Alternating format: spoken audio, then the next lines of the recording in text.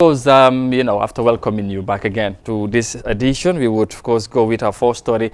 this morning because the Constitutional Review Commission has submitted the final draft of Gambia's new constitution to President Adama Barrow for cabinet review on Monday. Now, the constitution, whose drafting process generated countrywide debate, will now be reviewed by the cabinet and tabled before the National Assembly for enactment and final referendum. Let's have more details of that in this report. Constitutional Review Commission Chairperson Chairman Sulaiman Jallow said the Commission's approach from the inception of its work had been to utilize all available practical platforms to afford Gambians and other stakeholders the opportunity to participate in the constitution building process. In an online press briefing on Tuesday following the submission of the final draft constitution to President Adama Barrow on Monday, Chairperson Jallow said the CRC has given innermost credence to public opinion during the consultation process. Suffice it to say, however, that the CRC approach from the inception of its work had been to utilize all available practical platforms to afford Gambians and other stakeholders the opportunity to participate in the constitution building process. The platforms included face-to-face public consultations, focus group discussions, written submissions on the issues document, online surveys, household surveys, face-to-face discussions with other stakeholders, including the three organs of state,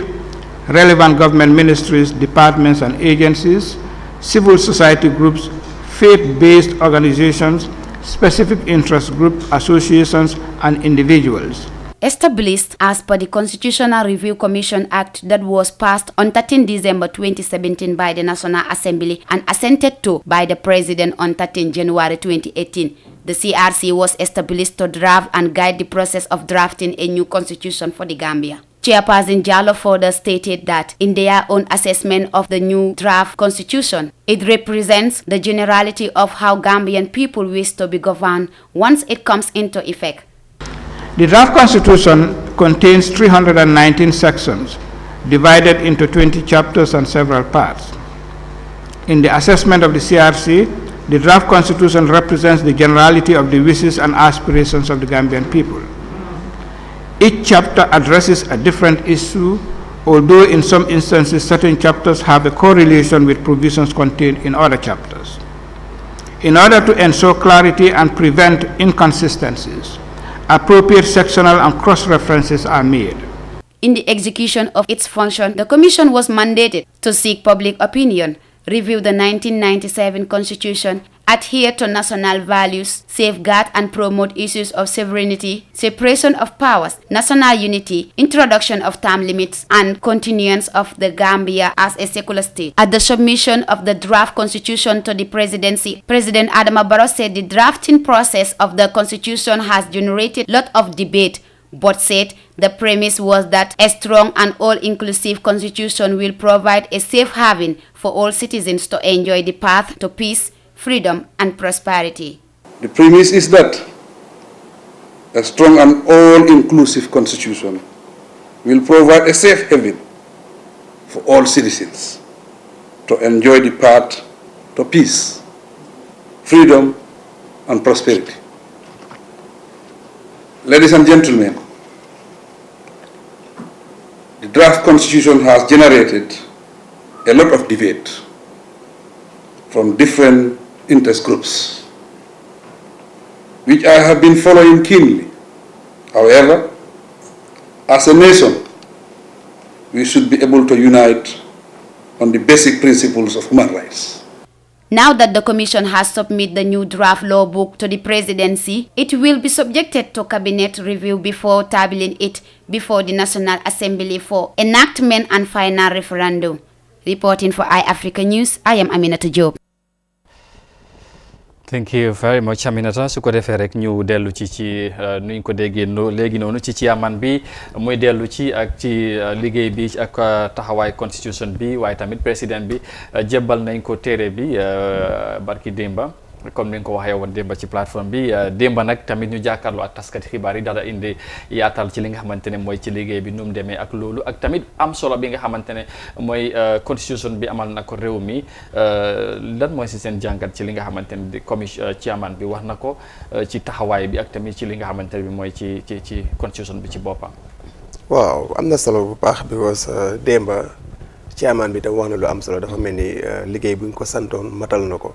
waaye daf ci am na sa ay laajte yi nga xam ne daf dee wane ne du moom moo amee dogal yooyu. waaye anyway ñoom seen taxawaay amoon na solo bu baax a baax si comme ni ñu ko waxee because constitution moo nekk loi bu nga xam ne moo tënk réew mi yëpp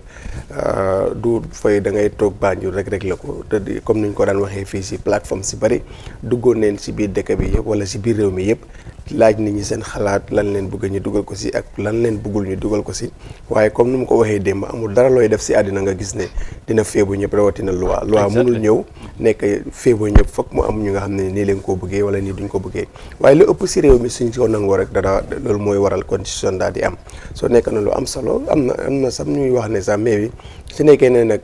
askan bi nanguwuñ ko da ngaa gis ne kon bu 1997 bi rek loolu wax na mooy continuer waaye anyway askan bi ñu bëri soo bàyyee seen xel dañ ne wax ne am neen si yaakaar bu baax because ñi ngi ko dénk itam ay borom xam-xam leen te du seen xam-xam rek leen jël def ko den jël xalaati nit ñi te loolu wër neen si ak si réew mi yëpp ba gis ne daj na si penc yi si été yi daf waxtaan ak ñëpp even kër to kër sax soo kon dañoo mel ni ñoom seen liggéey ak continué lu ma dégg si askan bi ñoom mutal neen ko léegi dafa des tam si président bi ak tam si National Assembly ñu door a yóbbu ko nag si nit ñi tam ndax lii ngeen waxoon bug baa ngi nii la ka ngeen ko gisee da ngeen ñëw wax waaw mu nekk fa ñuy change bu 1997 wala déet ak seguñ si waaye yaakaar naa ñoom commission bi nag lu bëri si seen liggéey léegi pare na te jébal nañ ko njiiti réew mi nekk na lu am solo waaw exactly loolu am na solo bu baax a baax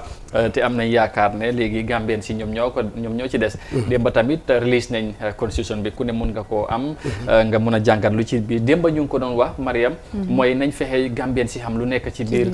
téere bi parce que loolu dafa am solo balaa ñooy dem bi ak si référendum nga dem nga ne yees wala noo te yow exactly yow xëy na benn portion rek nga am consent waaye fekk am na leneen li nga xamante ne mu ngi ci biir daf la amal njëriñ boo ko xamut xëy na loolu doo ko xam wala doo ko sooraale waaw dëgg la Amadou nit ki moom si looy dugga rek da nga war a xam si looy dugga bala nga see dugga soobu ba si biir nga dem foog li nga foogoon ne loolu nga faa fekk nga dem fekkuloo ko fa ñun Gambien si dañu war a try ñu xam lan moo nekk si biir ba pare because suggestion si bari nañ bii moom Gambien si dañ over try sax because secteur bu nekk jóg na mu indi own suggestion am ne lii laa bëgg a ñu def ko si constitution bi so dafa mel ni comme constitution yi 1997 bi lu bëri wecceeku si na fa su dul yëpp sax waaye li nga xam ne daal feeboon na Gambien si jóg nañ ñu wax seen naxaat joxe seen xalaat ñu boole ko foofu noonu so balaa tamit ñuy dem référendum gaa yi nañ make sure ne ku nekk at least su dee def nga 3 suggestions sax bala lu mu bon nga xam ne at least suma benn dugal nañ ko foofu noonu wala suñ ko fa dugalut sax def nañ fa li gën man li ma bëggoon balaa ngaa jóg na di vote loolu dafa am solo doguma la sax parce que chairman bi ay yoon mu ngi ko doon leeral donte ne dem nañ wër nañ ñaar yoon wax ak Gambien si fii ba ci biti réew am na ñeneen tamit dañ binda jox leen waaye taxul ne tamit xëj na yow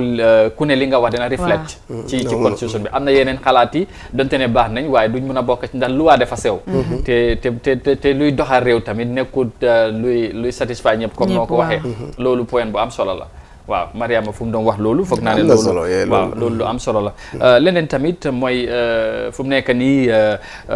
constitution bi moom moo ñu war a woon yoon bi pour élection bi nga xamante ne ñëpp ñu ngi ko séntu 2021 waaye tolluwaay bi tamit fu ñu tollu right now ak yëf yi ci coronavirus bi est-ce que foog loo dina affect li nga xamante ne mooy nuñ ko foogee woon noonu lay demee waaw xam nga lu nekk rek Amadou foog nga xalaatal ko waaye foog ñu sóoraale si loolu di ñaan rek yàlla bu loolu àgg foofu noonu bu ko corona bi tardeel waaye nag foog nga sóoraale ko tam because loo xam ne yow bi moo ñëw xamuloo kañ la bu mu agsee itam dafa xëy rek agsi sa bët buy dem tam xamuloo kañ la da ngay am njort bu rafet rek ak ñaan ne mu dem balaa time yi waaye foog nga sóoraale ko si bu ko mun na tardeel lu bëree bëri pour askan bi ak ñu bëri gën a xam ne lu ne daal right now mun na xew parce que lii nii xew kenn xamagut kañ la fay jógee luñ bëgg nag mooy mu jógee fi ifin ëllëg waaye nag ki ko fi indi kooku moo xam kañ la fay jógee muy borom bi tabaraka wa taala su ko defee nag plans yooyu foog ñu indi ko nga mën a xam naka lam faa demee waaw. ok loolu am